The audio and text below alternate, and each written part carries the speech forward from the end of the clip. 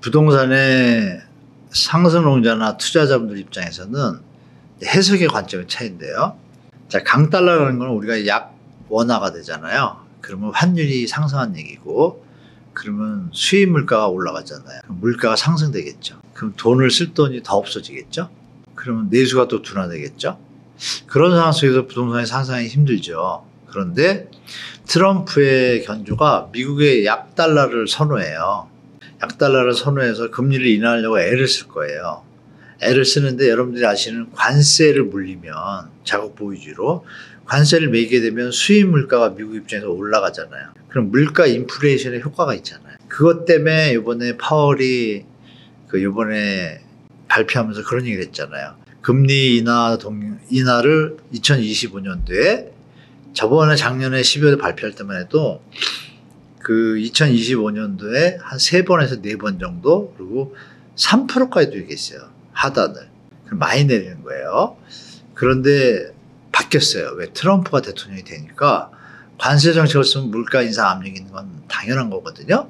그러면 그 부분을 해소하기 위해서는 금리를 내리면 안 되잖아요. 금리를 내리면 물가가 더 오르니까 투자와 수요가 살아나면 당연히 또 인플레이션 압박이 있잖아요. 근데 인플레이션이 완전히 안정됐다는 지표가 확실히 안 잡힌 데다가 앞으로 말씀 주신 트럼프의 어떤 그런 정책 방향이 그럴 가능성이 높죠. 추가적으로 그럼 환율이 상승하는 건 아닌데 어느 수준으로 상승할 것이냐.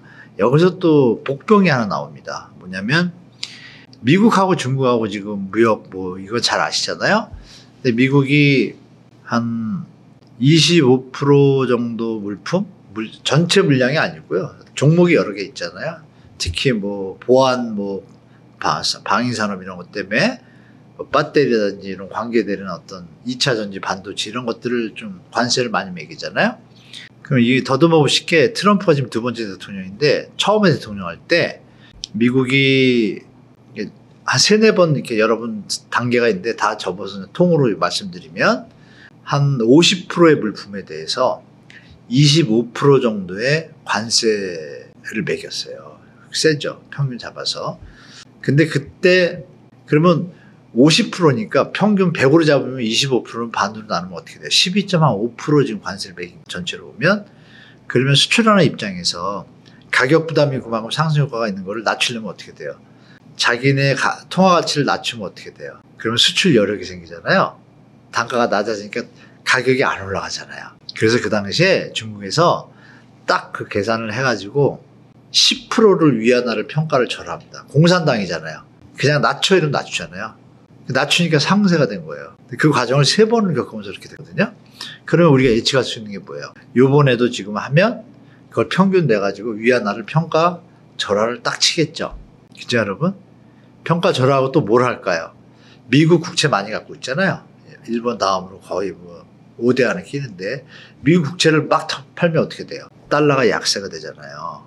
그죠? 그럼 달러가 약세가 돼서 유리하잖아요, 강보다는. 그러니까 이거 두 개를 갖다 할 준비를 가지고 있는 거예요. 중요한 건 여기서 뭐냐? 위안화하고 한국 원화하고는요, 발음도 비슷하잖아요. 위안화를 빨리 하면 어떻게 돼요? 위안화, 원화 같잖아요. 이게 어떤 지리적, 우리가 이제 누가 말하면 유체 이탈적 사고방식을 보면 비슷하잖아요? 아니나 다를까. 위안화하고 원화는요, 커플링 효과가 95% 이상이에요. 항상 위안화가 내려오면 우리도 내려와요. 폭의 정도만 차이가 있지만. 그런데 만약에 중국이 위안화를 평가절하면 어떻게 돼요? 우리 또 자동으로 상승하는 거예요. 환율이. 우리 서민들은 더 힘들어지겠죠. 이런 영향들을 볼 때 그러면 국가 경제에 큰 도움이 되나? 예전에는 환율이 상승하면 수출하기 좋다고 그랬어요. 근데 그것의 차이를 지금은 바뀌었습니다. 역효과가 나는 게 더 많아졌는데요. 그건 왜 그러냐? 우리나라에서 환율이 낮아지면 월급은 똑같은데 팔 때 달러 가격이 싸지니까 거기서 단가가 싸니까 똑같은 빚을 만들어도 우리 게 더 싸게 되잖아요. 인건비가 싸니까. 그러니까 팔리잖아요. 그러니까 우리는 수익이 늘죠. 근데 그때 뭐예요? 우리 노동과 우리의 원료를 쓴 거예요. 그렇죠? 그런데 지금은 어때요? 이런 산업은 주로 동남아나 뭐 이 아메리카 쪽으로 갔고 우리는 약간 2차, 3차, 제3 가공력으로 왔잖아요. 그래서 전체 통계를 내보면 지금 아직 보시는 바와 같이 대기업들이 별로 힘을 못 쓰잖아요. 근데 그런 원인인 거예요. 수익이 안 나고 수익률이 감소할 거예요. 그러면 당연히 돈이 적다는 얘기는 부동산에 도움이 안 되잖아요. 굳이 연결하면. 그러면 이제 물가 상승이 되면 돈을 더 쓸 거 아니에요. 그러면 아까 말씀 중에 우리의 노동과 원료만 쓰는 데가 어디 있어요? 화장품. 좀 다른 얘기를 드리면 화장품 지금 주가가 올라오고 있어요. 왜? 원료와 모든 것들이 우리에서 상승하니까 팔 때 가격이 낮잖아요. 잘 팔리겠죠. 그래서 화장품 주가는 지금 올라오고 있습니다. 그럼 우리가 판단이 되잖아요. 아, 우리가 예전에는 정말 신발 공장도 하고 이렇게 여러 가지로 배웠던 게 뭐예요? 환율이 상승하면 수출이 늘어난다 이거였어요. 판이 이제 바뀌었어요. 바뀌었기 때문에 지금 말씀 주신 트럼프발 관세 정책과 트럼프는 약달러로 가고 싶지만 현재 글로벌 상황이 약달러가 될 수가 없는 상황이에요. 이미 그 무역 정책을 현지 공장을 세우라고 이러고 당연히 강달러죠. 그러니까 지금 트럼프가 그 정책 노선이 바뀔 거는 그거밖에 없어요. 약달러를 가기 힘든 거. 약달러로 가면 우리가 좀 나아지겠죠? 뭐 수입 뭐 이런 거. 그런 상황이 쉽게 지금 정책을 예단할 수 없잖아요. 그러면 현재로서 예측할 수 있는 건 그래서 한국의 경제가 펀더멘탈도 약하고 약해지고 있고 저성장 국면이고 인구 감소 이런 요소와 중장기적으로 볼 때 예전 같은 한강의 기적을 이루기는 좀 쉽지 않다라고 판단한 해외 자본들이 빠져나가니까 또 환율이 급등하는 데다가 말씀드린 트럼프발 환율 상승 압력까지 있으니 이런 것들을 종합해 볼 때 조금 어려운 시기가 되겠는데 그럼 그 시기는 부동산에 당연히 하방 요인으로 될 수밖에 없다라고 판단하시면 되겠습니다. 일시적으로 조정이 많이 된 지역들 조금 더 조정이 된다라면 아마 이번에 말씀 주신 그 가상금리 인하라는 어떤 신호를 지금 정부에서 줬잖아요. 근데 그 폭이 그렇게 크지는 않을 겁니다. 그러면 그걸 왜 인하한지를 생각해 보셔야 돼요. 금리를 인하하면 자 미국이 이자를 국채든 예금이든 3%를 주고 우리나라가 6%를 주면 달러를 원화로 바꿔서 저축을 하겠죠. 해외 자본이. 지금 역전됐잖아요. 그런 상황에서 기준금리가 우리가 낮잖아요. 낮는데도 또 낮추면 어떻게 될까요? 그럼 환율이 더 올라가겠죠. 약세. 그러면 수출의 일부 기업, 아까 말씀드린 화장품이나 이렇게 우리 수제로 할 수 있는 이쪽에는 효과를 보지만 나머지는 다 부정적인 상황이란 말이에요. 그럼에도 불구하고 금리 인하를 하는 요인이 부동산을 살리기 위한 목적은 아니잖아요. 그건 정부도 알고 있어요. 뭘 살리기 위한 거예요?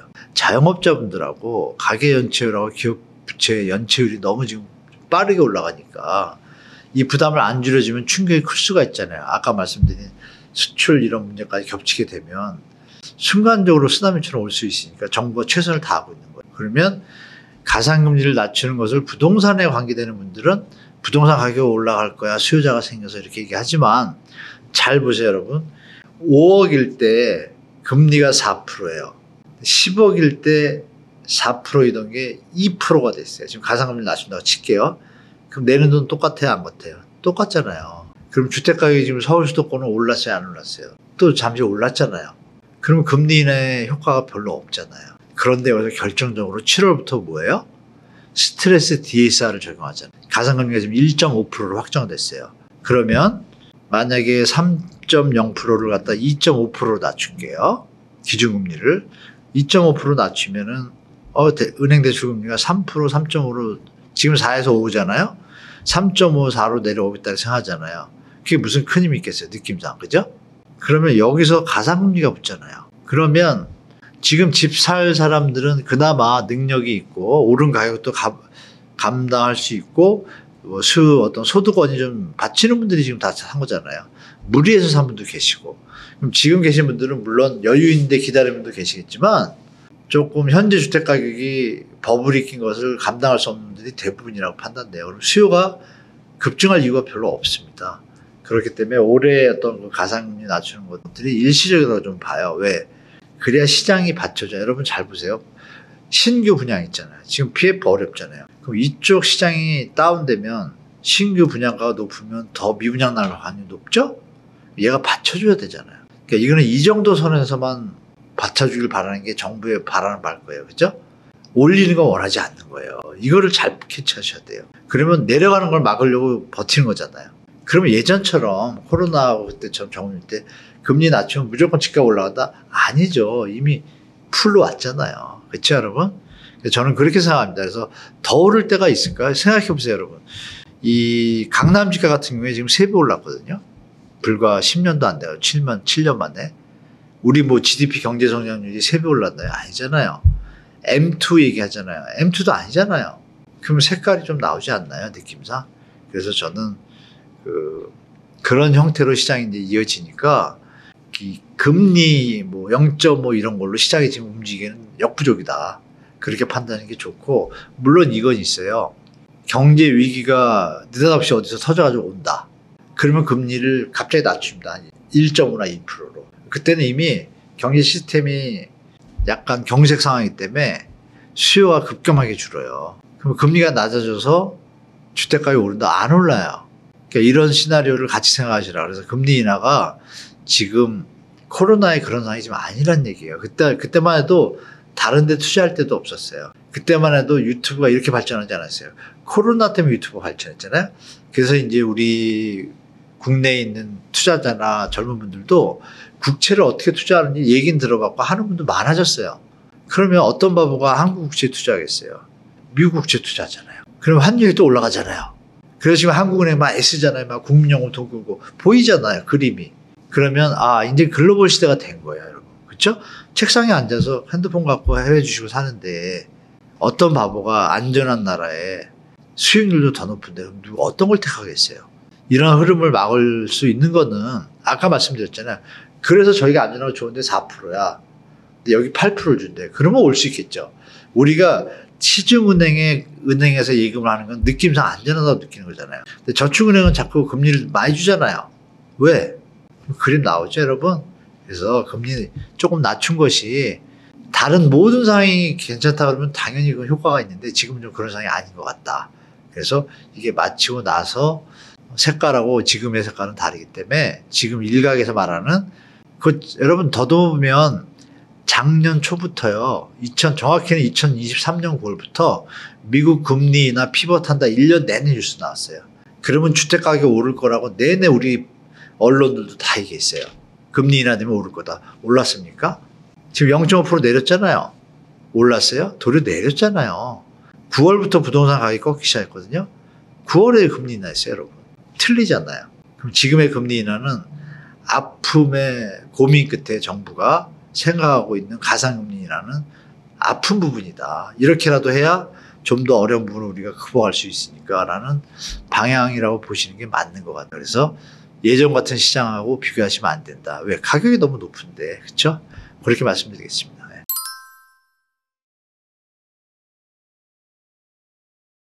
있죠. 당연히 있는데 한국의 주택가격이 그렇게 더 오를 여지가 있는 데가 많이 없습니다. 우리가 이제 미국에 만약에 부동산을 투자한다 그러면 뭐 뉴욕이나 뭐 LA 하고 싶잖아요. 갑자기 뭐 휴스턴 이러면 이렇지 않은 느낌이. 똑같이 외국에서도 하면 어디 할까요? 서울 하겠죠, 주로.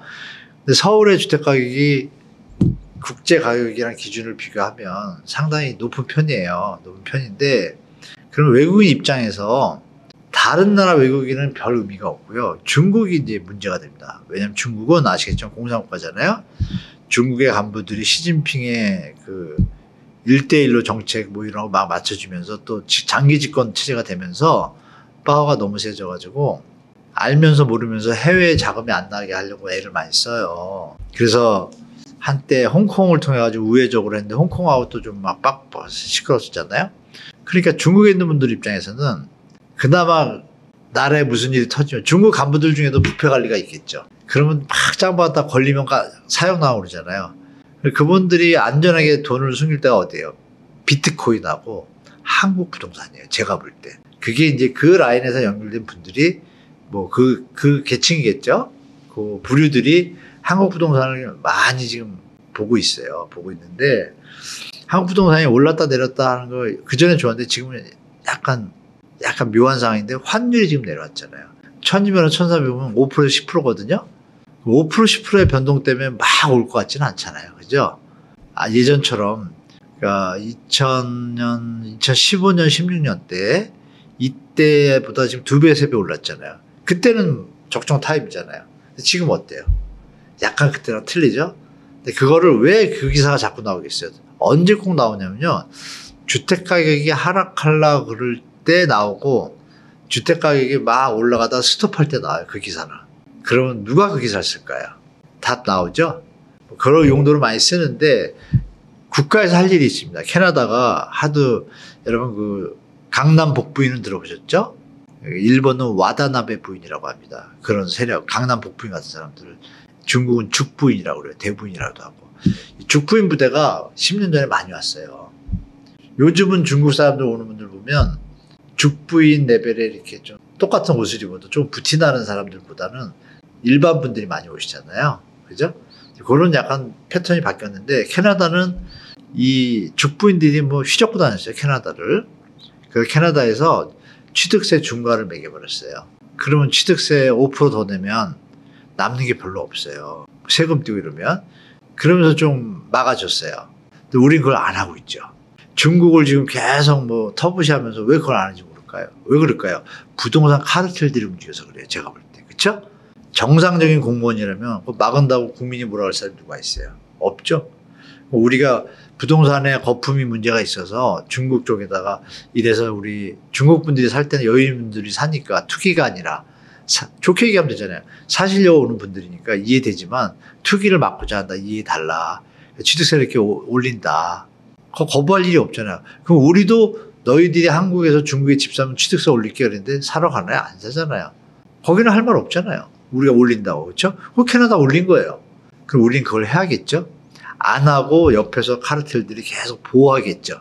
왜? 이 친구들을 펌핑으로 써야 되니까. 그렇게 생각하시면 좋을 것 같습니다. 주택보급률이 도리어 하락하고 있다는 기사가 여러분 한번 생각해 보십시오. 지금 서울에 주택은 있고 사람도 있죠. 그리고 1인 가구수가 많이 늘은 건 다 아시잖아요. 전국적으로. 또 서울도 늘었겠죠. 상경도 많이 하니까. 그럼 당연히 가구수가 늘겠죠. 그분들이 잠잘 데가 없나요? 다 집에서 자겠죠. 그러면 그 본인의 상황에 맞춰서 고시원에 계시는 분도 계실 거고 또 원룸 빌라 같은 데 다중가구 있는 분도 계실 거고 그러면 집을 지을 때 다중가구에 사시는 그 젊은이들 입장에서는 현재 최선의 상황이잖아요. 젊은 분이 무슨 돈이 있어요. 처음에 시작해 돈 모아서 결혼도 하고 순서가 있잖아요. 인생 사이클 생애 주기에. 그게 맞춰서 팩트를 체크해 줘야 되는데 그분들이 집이 지금 필요하다고 해서 집이 있다면 유지할 능력이 안 되잖아요. 자, 그러면 주택보급률의 개념에서 그것도 주택이 아니에요. 주택의 개념은 화장실이 있고 독립의 취사시설이 있고 이런 개념이 있잖아요. 그럼 오피스텔은 주택이 아니에요. 아니죠. 근데 요즘 젊은이들 오피스텔 하도 주택가격이 비싸니까 아파트가 강남 일대하고 이렇게 조금 직장 가까운 곳에서는 오피스텔을 뭐 2억 3억이면 살 수 있으니까 열심히 모아 사시는 분들이 꽤 많아요. 그리고 거기 살아요. 주택이 아니에요. 주택이잖아요. 그 숫자에 안 들어가요. 그러면 주택 보급률의 개념에서 그 주택 보급률의 주택이라는 개념을 명확하게 아시는 분이 누가 있을까요? 사이즈가 몇이고 이거 기준이 있나요 지금? 왔다 갔다 합니다. 그러면 지금 상황의 주택 보급률은 어떻게 뽑은지를 우리가 알아야 되잖아요. 일단 이거부터 말씀드리고 그렇다면 주택 보급률은 거꾸로 고시원도 하나의 사람이 살고 있고 거긴 취사시설이 없으니까 말 맞아요. 그렇죠? 그럼 취사시설을 설치해주면 어떻게 돼요? 집이 되죠. 사이즈와 상관없이. 그런데 이거는 사람 살기에 너무 선진국 기준에서 너무 작다. 이거는 부적합하니까 국가가 지원을 하던 사람이 살만한 집 기준이 이겁니다. 이게 주택이라고 볼 수 있습니다. 그래서 선진국 기준에 맞추면 그만큼 지원을 해줘야죠. 그럼 이런 거 앞뒤 없이 그냥 자 보세요. 빌라촌이 막 쭉 있는데 다중가구 같은 경우에는 10가구가 사는데 집은 하나잖아요. 가구수는 10인데. 근데 아파트를 지면 하나나 두 개밖에 안 나오잖아요. 그 보급률이 줄죠. 당연히 자꾸 부시고 지니까. 그렇게 젊은이 분들이나 우리가 계층이 있잖아요. 상위 계층이 있고 등급이 소득 10분위에서 1분위가 다 있잖아요. 그 1, 2분위, 3분위 분들이 살 수 있는 곳들을 자꾸 부시는 정책을 하면서 가잖아요. 이런 것들이 주택 보급률을 줄이는 건 당연한 결과 아니겠어요? 왜냐면 10평에 살아도 난 충분한데, 그죠? 10평에 살았는데 부시고서 세입자는 내보내고 20평에 살겠다는 거잖아요. 이렇게 된단 말이에요. 그러면 당연히 쫓겨나니까 집은 모자라지잖아요. 주니까. 그러면 공급을 뭐 재건축 재개발을 통해 가지고 주택 공급을 늘린다. 이 중에서 그거 해당하는 지역들도 있지만 그 안에는 보이지 않는 게 많잖아요. 오피스텔도 있고 여러 가지도 있지만 이런 거 통합 안 하는 보급률이잖아요. 그렇죠? 그럼 이 주택 보급률 산정에도 특히 몇 년마다 통계청에서 좋은 얘기를 하면 개선을 위해서 또 나쁜 얘기를 하면 어떤 카르텔 때문에 그런지 통계 기준을 너무 자주 바꿔요. 대한민국이. 3년마다 5년마다. 갑자기 주택가격의 기준의 지수들을 보면 2001년도 우리나라 주택가격 법을 제대로 많이 껴있을 때잖아요. 꼭지잖아요. 그때를 기준 100으로 잡아요. 지수를. 그러면 정말 나쁜 지수죠. 그렇죠? 정상적으로 버블도 안 껴있고 안정적인 주택가격 수준을 뭐 90년도라고 볼게요. 90년도를 100을 잡아서 지금의 수치를 계산해 줘야 이 흐름에 따라서 우리가 보이잖아요. 갑자기 100을 갖다 2021년을 잡으면 그게 정상적인 수치로 보이잖아요. 우리가 교육받아온 게. 이런 어떤 장난질 같은 통계 개선을 하니 뭐 저 혼자 많이 얘기하는데요. 우리 젊은 분들이 통계 외국처럼 한눈에 알아볼 수 있게 해라. 이걸 100으로 잡으니까 역산해서 들어가야 되잖아요. 수학 많이 공부 잘한 분이나 딱딱 계산되지 일반 분들은 아 이게 100이니까 여기서 출발로 생각하잖아요. 그렇죠 여러분? 그러면 100원일 때 200원이 된 주택가격을 이게 내려오는데 이게 200원을 100원으로 잡으면 90원이 됐으면 이만큼 올라가 있잖아요. 아직도. 뭐 이런 착각? 이런 부분이 있어서 주택보급률도 그런 경향이 좀 있다. 그러면 그거에 너무 일희일비하지 말자. 그렇죠 여러분? 그리고 역으로 말하면 그 정도로 만약에 주택보급률이 모자라다 하면 우리 저 서울 바로 근처에 그린벨트 많아요. 도로 딱 놓고 바로바로 집 빨리빨리 지면 되지. 그런 건 안 하면서 이상한 플레이들이 이어지는 게 대한민국 국토부와 정치인들이 내세우는 주택 공급 뭐 공약이나 이런 것들이 좀 어우러진 결과가 주택 보급률 하락이라는 기사로 뜬 것 같습니다. 약간 치사한 어떤 통계 발표죠. 제가 볼 때. 제 표현이 맞는지는 모르겠어요. 여러분. 판단은 여러분 몫인데 주택 보급률 산정 기준을 정확하게 국민들한테 인지시키고 거기에 맞춰서 발표를 한다면 신뢰를 갖겠지만 그럼 그거에 따라 가지고 그 논리에 맞춰서 주택 보급률이 낮아져서 주택 가격이 올라간다? 그게 논리가 맞나요? 안 맞잖아요, 앞뒤가. 주택 보급률하고 큰 상관없습니다. 그 소득이 좋아지고 수요가 늘어나야 주택 가격이 상방이 되잖아요. 대출로 플레이하는 건 이제 거의 끝물이지 않습니까? 그러니까 지금은 좀 다른 시장이다라고 좀 말씀드릴게요.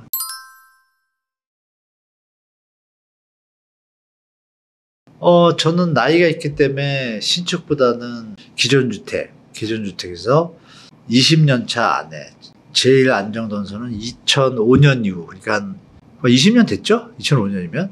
그 이후에 기존주택이 선호하는 편입니다. 그 신축의 장점은 젊은이들이 많이 가잖아요?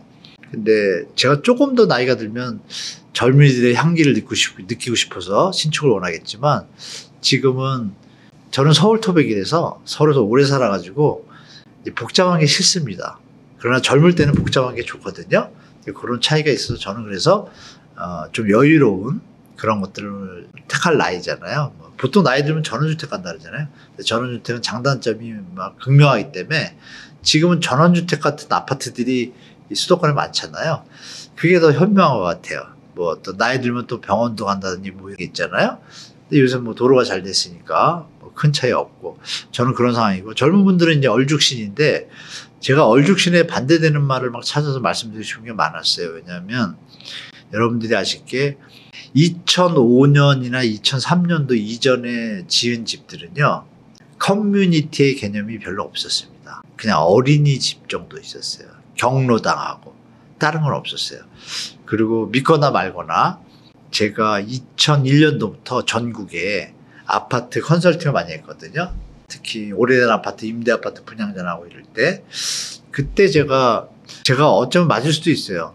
그때 개인적으로 생각한 게 이거 헬스장 비싼데 빈 공간이 많더라고요. 아파트에. 옛날 아파트 구축들은 이거 헬스장 하거나 수영장까지 제가 생각을 못했고 그때는 프로젝트 빔이 있었어요. 크게 영화관처럼 볼 수 있는. 그 정도 놀 공간이 보이는 거예요. 그러면 그 임대주택 그 대표님한테 이렇게 합시다 하면 싫어하는 분이 아무도 없는 거예요. 그래서 그거를 전국에 몇 개 아파트 단지에다 제가 좀 넣었거든요. 넣었는데 뭐 그런 것들이 이제 공유가 되겠죠. 저도 생각하니까 다른 분도 생각할 거 아니야. 그게 점점 확산되다가 2005년도로 제가 기억을 해요. 그때부터 헬스장이 본격적으로 들어오기 시작합니다. 그리고 조금 지나면서 골프 스크린 연습장. 그 공간 얼마 안 되거든요. 근데 폼은 나잖아요. 그리고 공간이 있잖아요. 중요한 건. 그러면서 이게 이제 대중화가 된 거예요. 그래서 2005년 이후에 지은 집들은 대부분 커뮤니티가 있습니다. 요즘의 얼죽신과의 차이는 뭐냐? 요즘은 용적률을 좀 높여서 공간이 많으니까 더 좀 대형으로 짓는 거예요. 대단지에. 그러나 400세대, 300, 400, 500세대만 된 신축 단지들은 다 커뮤니티 있습니다. 그러니까 얼죽신 너무 찾지 마시고 20년 되면 뭐 지금 부시잖아요. 20년 원래 1기 신도시가 30년 됐는데 지금 부신다고 그러잖아요. 노후 도시라고 그러고. 그럼 20년 된 아파트도 노후 주택으로 막 보잖아요. 지금 노후계획 도시법이 20년이에요. 잘못된 정책이죠. 외국은 50년, 미국 같은 경우에는 50년이 지나야 구축을 집니다. 집이 얼마나 튼튼한지는 여러분 뭐 저보다 여러분도 잘 아실 거고 안 무너집니다. 다만 커뮤니티나 동선이나 라이프 스타일 때문에 우리가 급격하게 발전하다 보니까 연탄 보일러 떼던 아파트에서 급격하게 보일러를 바뀌고 이런 과정이 짧았잖아요. 그러다 보니까 급격하게 얼죽신에 대해서 우리 젊은 분들이나 신혼부부들은 또 분위기 띄우잖아요. 또 사회에서. 물론 그쪽으로 가는 게 좋죠. 더 좋은 거니까. 그쪽으로 가는데 지금 어떤 일이 벌어졌어요? 좀 좋다 그러면 무리해서 갔는데 지금 마이너스 피 터지고 연골 난리 났잖아요. 그러니까 무조건 얼죽신 의미 없어요. 제가 볼 때. 다 요새 커뮤니티 있으니까 조금만 발품 파시면 얼죽신에 좀 비슷한 말을 제가 찾고 싶은데 그러니까 기존 주택인데도 얼죽신 같은 집들이 많단 말이에요. 좋은 집. 여러분 송파 요새 뭐 좋다 그러잖아요. 그거 언제 지고 언제 입주한지 아세요? 2007년 8년도에 입주했어요. 그러면 얘기 나오잖아요. 2008년이 몇 년이에요? 15년, 17년 차예요. 근데 지금 하면 새집 같잖아요. 제 말씀처럼 15년 차 된 20년 가까이 된 집들도 그 공법에 맞춘 패턴은 다 신축하고 비슷해요. 그리고 여러분들이 아시게 10년, 보통 10년마다 아파트들이 색칠하고 엘리베이터를 바꾸거나 이래요. 그때 가면 새집 같잖아요. 실제 새집이고, 그죠? 뭐 이런 개념에서 여러분들이 말하는 얼죽신은 신규 분양을 통한 어떤 분이 말씀한지 제가 알거든요. 저랑 친한 분이 얘기한 건데, 그냥 한 건데 이게 이제 시장에서 이걸 갖다 좀 크로즈업을 너무 하다 보니까 이렇게 됐는데, 어느 정도 다 신축이에요, 여러분. 20년 차 안은. 이제 아셨죠? 그래서 좀 골라가지고 발품 파시면 좋은 아파트들 많이 있습니다. 꼭 신규 분양 아니더라도요. 그렇게 말씀드릴게요. 저는 먼 일이라고 생각하시는 분들이 많은데요. 제가 뭐 작년부터 계속 말씀드리는데 5년 안에 새로운 부동산 시장을 경험할 수도 있을 가능성이 높다라고 계속 말씀드려요. 그 이유는 뭐냐면 저희들이 결혼할 때 뭐 많이 났잖아요. 그때는 많이 났고 결혼할 때 한 45만 쌍에서 50만 쌍 사이 밑이었어요. 그리고 제가 30년이 이제 흘렀는데 다음 세대, 베이비부머 그 세대거든요. 30년 흘렀는데 지금 어때요? 19만에서 20만 쌍이에요. 그럼 반토막이 더 났죠. 그러면 30년이 흘러서 반토막 났다고 얘기를 할게요. 그러면 30년 또 지나면 어떻게 될까요? 또 반토막 나겠죠. 가 아니고 10년 뒤에 반토막 납니다, 여러분. 그동안 저출산이 누적돼가지고 2033년 되면요, 여러분. 지금 19만, 20만, 21만 왔다 갔다 하는데 33년 정도가 되면요. 12만 수준으로 갑니다. 11만, 12만, 13만 중에 하나. 그럼 반토막 났죠, 여러분? 10년 만에 반토막이 나는 거예요. 그러면 그 얘기는 언제부터 나올까요?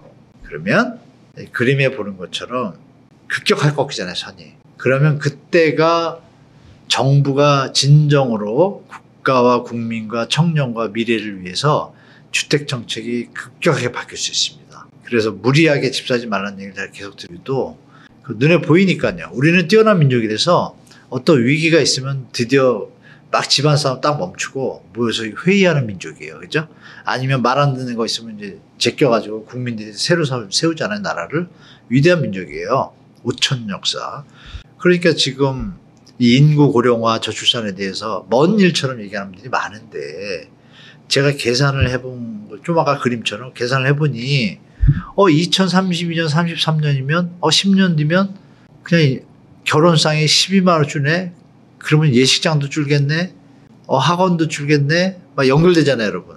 이 부분에 대해서 스웨덴 나라가 우리보다 훨씬 잘 살았잖아요. 그건 이미 몇십 년 전에 이걸 과정을 겪었어요, 거기 대책을 세우고서 잘 버티고 있어요. 거기에 흐름을 볼 때 지금 말씀 주신 그러면 이것도 좋은 사례가 되겠네요, 여러분. 장례식장이 자리가 없어서 줄 서는 거 보셨어요? 저 태어나서 제가 이제 나이가 되니까 저희 뭐 어르신들 있잖아요. 뭐 양가에 이제 좀 다른 삶을 맞이하게 되는 상황이 오거든요. 저는 가볼 기회가 많이 없었을 거 아니에요. 장례식장까지는. 그러니까 발인하고 이러는 거 말고 병원에 사는 거 말고 뭐 화장을 한다는 이러면 그 장례식장 가서 또 장지로 가잖아요. 이렇게 붙어 있는 공원들. 최근에 제가 2번을 일을 겪었는데 차들이 줄 서 있는 거예요, 새벽부터. 깜짝 놀랐습니다, 제가. 그리고 장례식장이 모자른대요. 특히 겨울은 더 심해요. 돌아가신 분이 많아서. 그런데 산후조리원은 어때요? 줄고 있잖아요. 극과 극이죠. 극과 극이면 요즘 이제 베이비부머들이 집을 많이 갖고 계시잖아요. 이분들이 5년 뒤부터 벌써 이제 애기들은 집하고 관계 없잖아요. 현재 지금 30에서 5, 60대는 딱 정해져 있잖아요. 이게 지금 급하게 안 늘거든요. 지금까지 조금 늘었는데 이제부터 꺾일 거예요. 이 전체에서. 근데 사망하시는 분이 많아지면 어떻게 돼요? 10만에서 15만 조금 있으면 이제 말씀드린 그 시간이 되면 50만씩 돌아가시거든요. 그러면 부부라고 치면 25만이면 집이 10만 개씩 25만 중에 유주택자, 무주택자 비율 나눠도 10만에서 15만 채 집이 나오잖아요. 그냥 자연 공급. 그런데 이런 것들이 좀 이렇게 크로스 체크되는 타임이 오겠죠, 여러분. 그게 2032년, 33년입니다. 제가 그 책을 또 쓸 건데 여러분들 들으시게도 만약에 그때 지금 들으시는 게 결혼상이 20만이에요. 그러면 새로운 집이 20만 개 필요하잖아요, 기본적으로. 그리고 이제 업그레이드 되는 이제 돈 벌고 우리가 좋아지면서 집을 또 원하는 분? 그럼 30만 가구는 필요하겠구나, 새 집이. 옛날 집들은 좀 없어지고 또 도시도 많이 오니까. 예전에 50만, 60만이었어요, 적정규모가. 지금 30만으로 줄었잖아요. 그럼 그게 10만이 되면 어떻게 되겠어요? 한 15만으로 줄 수도 있잖아요. 자, 이런 흐름에 대해서 거대한 이 인구 감소의 흐름을 지금은 그냥 얘기만 하고 있지만 5년 안에 어떤 일이 벌어지면 이런 얘기도 이제 드리면 이해되시겠네요. 지금 전국의 대학이 제가 여러 분야에 저걸 하다 보니까 학교가 매물을 자꾸 나와요. 그럼 얘기 조금 이해되시죠, 여러분? 그 거대한 물결이 지금 시작되고 있다.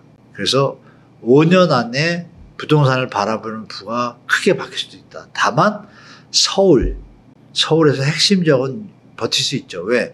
전쟁이 나거나 미얀마 같은 나라도 귀족들과 상류층이 모여 사는 곳은 비싸잖아요. 그걸 인정해 줘야 되잖아요. 후진국도 그런데 우리 선진국이니까 강남의 특성을 이해해 줘야 돼요. 그죠? 근데 다른 모든 지역을 강남에다 다 일반화 시키면 안 되잖아요.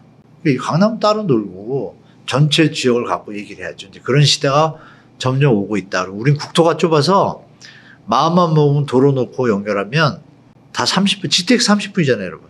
30분 거리. 그럼 GTX 요것만 깎아주면 어떻게 돼요? 출퇴근 문제 없잖아요. 이런 새로운 시대가 오는 느낌을 받는 게 5년 안에 올 것 같아요. 5년 뒤부터 아마 그런 뉴스가 나올 겁니다. 이제 제가 얘기를 시작하니까 어쩌면 더 빨리 올 수도 있겠지만 저는 예측하고 있는 게 분명히 2020년 말 되기 전에 5년이니까 6년, 7년, 한 3년 정도 뒤부터는요. 이런 얘기들이 제가 하는 얘기들이 이제 많이 나올 겁니다. 이러면 안 된다. 뭐 이렇게 생각하고 제 생각입니다, 여러분. 참고하시고 여러분도 한번 인구 동향에 대해서 체크해볼 필요가 있다고 좀 말씀드리겠습니다. 네.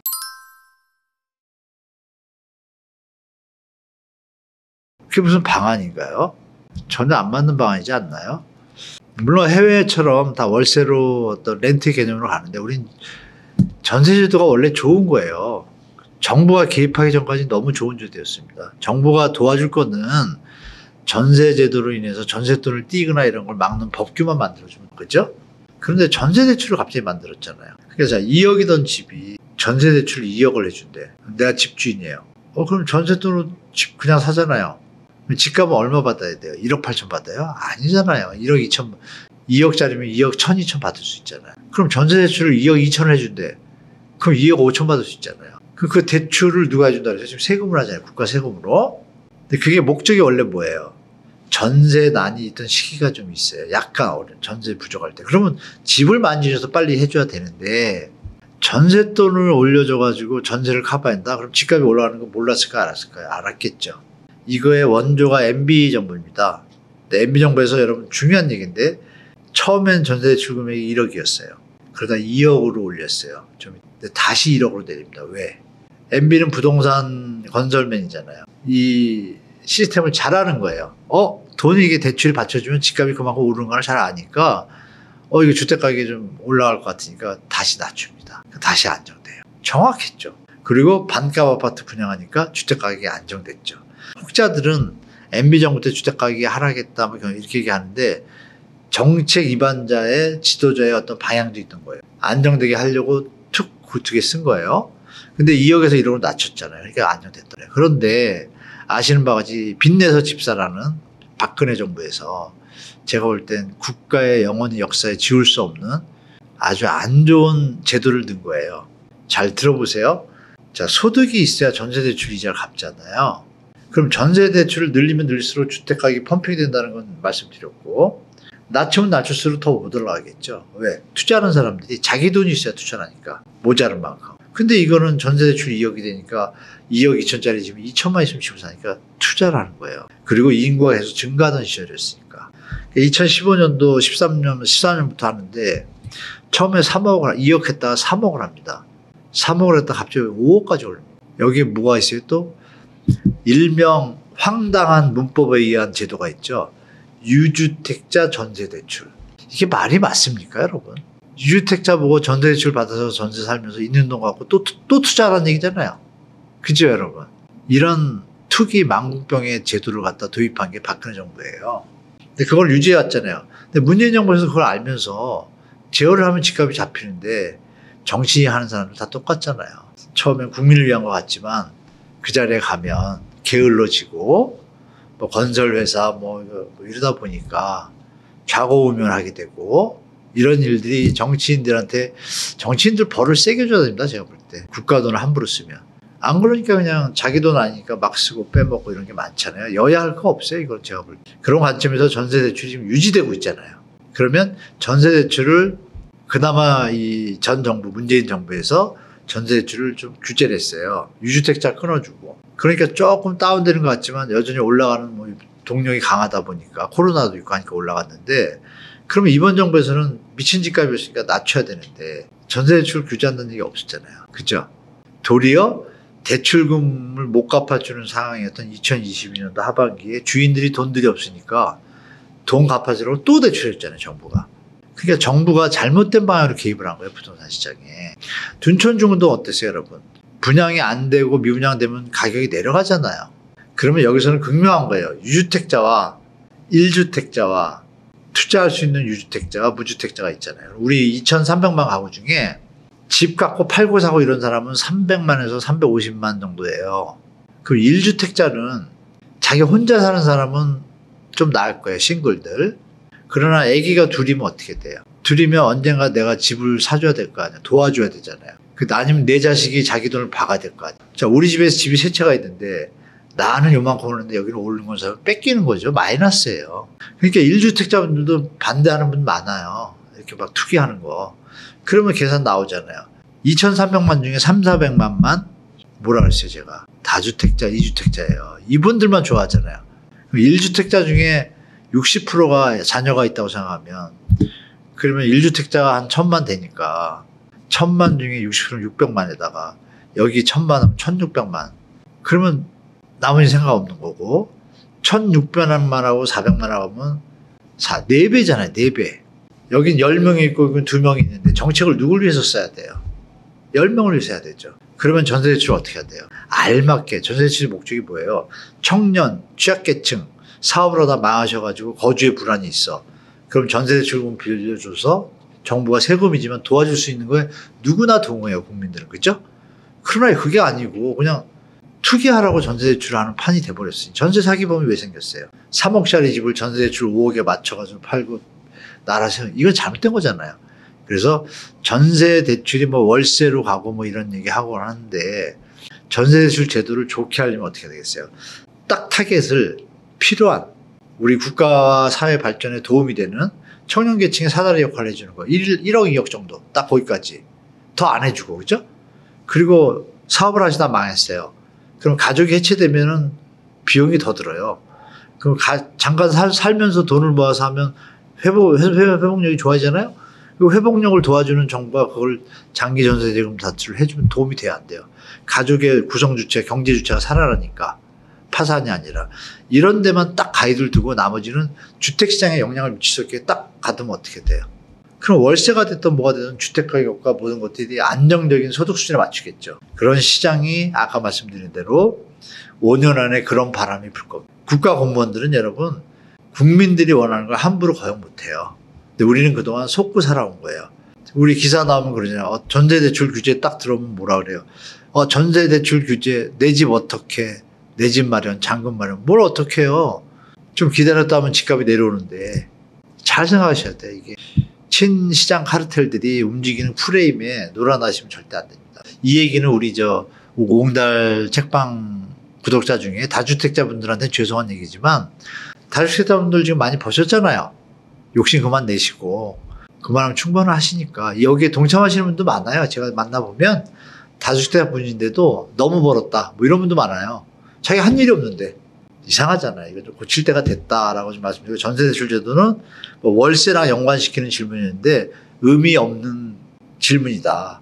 기레기님들이 만드는 프레임이다. 이렇게 말씀드리고 지금 말씀드린 내용을 우리 옹달 구독자분들이 주위에 많이 전달하시면 다 같이 행복하면 얼마나 좋겠어요. 그죠? 뭐 그러길 바랍니다. 개인적으로. 예. 우리 옹달 책방 구독자분들이 남녀노소 많은 분들이 계신 걸로 아는데요. 특히 우리 젊으신 청년분들과 신혼부부분들한테 말씀드리고 싶어요. 우리 다 알고 있지 않습니까? 다 같이 잘 살아도 집값은 올라갑니다. 소득이 늘면 올라가잖아요. 얼마나 이쁜 시장이에요. 근데 지금은 너무 국가 경제에도 도움이 안 되고 서로 간에 반목이 생기고 안 좋지 않습니까? 이거를 우리 좀 소리를 많이 내주시면 주택시장에 대해서 정상적인 투자 있잖아요. 저기 조사해가지고 여기 소득이 늘어나니까 이게 아니고 갭 투기하고 전세 대출금 얼마 나오고 이거 아니지 않습니까? 그래서 그런 시기가 되기 위해서는 여러분들이 건강하셔야 되고 이런 얘기들을 공감하신다라면 주위에 많이 자꾸 얘기하시면 분명히 우리 젊은이들은 이번 그 정치적 사태에서도 보셨잖아요. 젊은 분들이 많이 나왔잖아요. 그래서 우리 베이비 부모들이 하는 말이 저는 항상 주장했던 건데 우리 젊은이들이 우리 꼰대보다 낫다. 100번 얘기하고 있는데 도리어 배려심이 많아서 표현을 잘 안 한다. 뭐 다른 어떤 요소도 있지만 한번 표현하면 확실하다. 근데 그 표현을 이제 하실 때가 됐습니다. 그러려면 건강하셔야 됩니다. 그래서 건강이 최고니까 건강하시고 대한민국 주거복지가 안정되고 여러분들의 삶이 행복하기를 진심으로 기원드리겠습니다. 감사합니다.